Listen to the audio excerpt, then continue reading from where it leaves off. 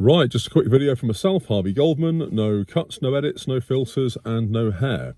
So as you can see, my glorious surroundings, I am in a anonymous car park on an industrial estate in the middle of Devon. Fantastic. Taking one of my sanctioned breaks. So really, the whole point of the video today is that I wanted to touch on the topic of debt. It's something that very often people are afraid to talk about, perhaps embarrassed to talk about for one reason or another. It's a growing problem. It's not anything that's going to go away in 2025. The costs of living are getting ever more expensive. Obviously, wage increases seem basically stagnant. And in some cases, for some jobs that I've seen, actually seem to be going backwards. There is a trend towards people increasingly relying on things like credit cards, payday loans, just to make ends meet, to get them through the month. They then pay those loans off with the paycheck at the end of the month, only to have to borrow again to get themselves through the next month. Obviously, it's not sustainable. It's really not. Now, I guess the common types of debt are going to be things like household bills. You've got things like credit cards. It might be that you've got bills go through your bank. Perhaps you've got an arranged overdraft that, you might end up dipping into that. And yeah, obviously payday loans is another big one. And these companies prey on people. They charge nigh on criminal amounts of interest. I mean, I've seen literally 30, 40%. I know credit card lenders are usually up around 29%. If you've got bad credit, then historically the credit card lender will still give you a credit card. They might charge you 40% for that credit, which puts you in a more vulnerable position. It makes no sense unless it's purely there to trap people and to line the pockets of the companies offering the credit. So yeah, really just very keen to find out what you guys do to mitigate against getting into debt. Let me know in the comments.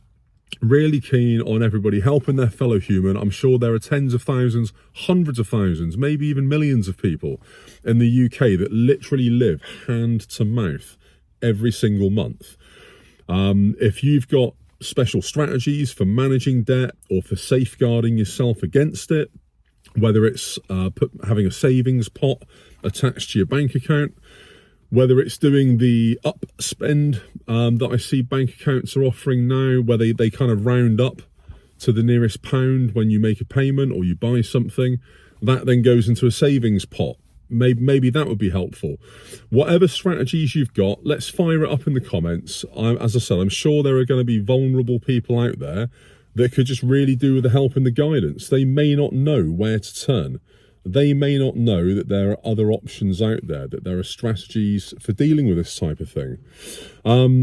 So from my own experience and really going on by what I've learned, just from reading my own comments on the videos over the last sort of 2 or 3 weeks, I've created an emergency fund for myself.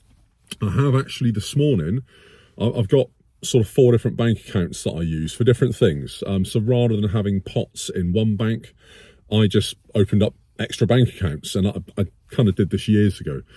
But this morning I've consolidated some of them, and I've also opened up new accounts that have got basically higher interest rates for the first 12 months. My plan is to use those accounts, glean the interest that they're offering.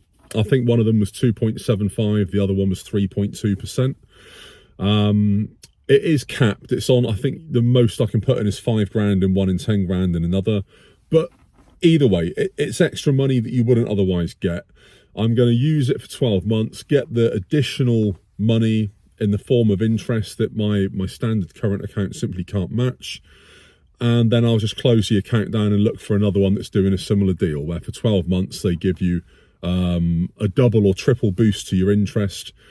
And hopefully those little boosts, once I've paid the tax on them, obviously, they can go into like a protection pot, which is to safeguard myself against having to borrow money. If the worst should happen and I lose my job before I find another one, or maybe my car blows up or my house falls down or whatever it might be, I'd like to have really 12 months worth of wages to be able to fall back on.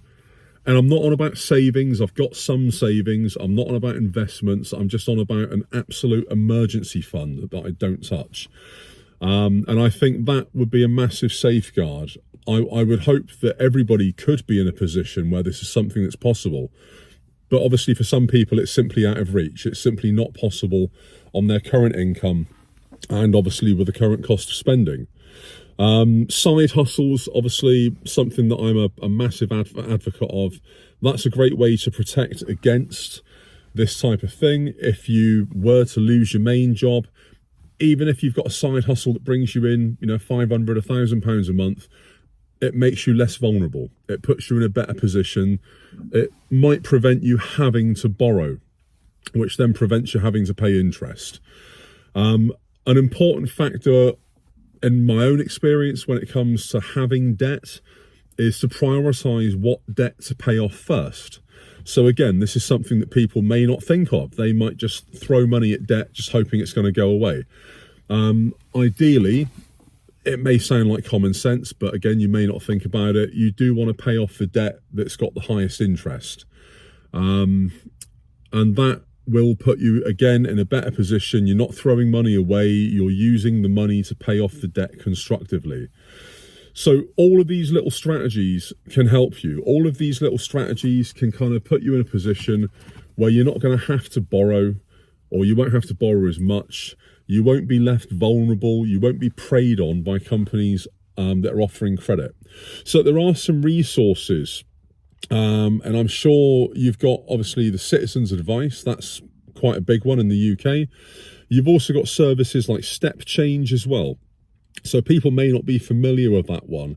If you're in debt and you've got issues managing money, or you've got issues making repayments, these are companies that can often speak to the provider of the loan or the provider of the debt that you've got on your behalf. They can do something, I believe it used to be called an IFA, and I think that's it's like a voluntary, or like an independent financial arrangement. I think that's what it's called.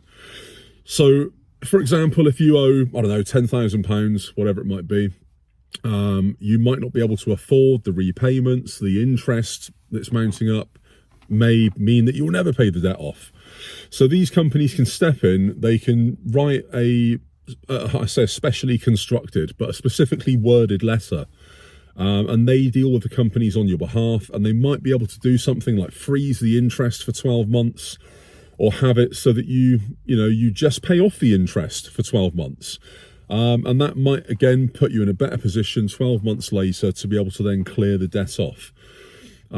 Companies are generally quite open to this, because it means that if you're at least willing to pay some of the debt, whether it's the interest, whether it's a reduced monthly payment, whatever it might be, at least they're getting something. And the alternative, of course, is bankruptcy, in which case they get nothing. So most companies, again, in my own experience, when I was a youth, I got into some terrible trouble with debt. In fact, it was my first ever credit card. And yeah, the bank were more than happy to take a voluntary financial arrangement from me. And that worked out in my favour. It meant that I think they gave me about 6 months grace, and then they started piling the interest back on. But in that 6 months, I put myself into a better position. I got a second job, and I managed to clear that debt off. So food for thought anyway. Anyway, let me know in the comments what your experience of debt management, how to deal with it if you're in a crisis. Where are the best places to lend money from, if there is such a thing?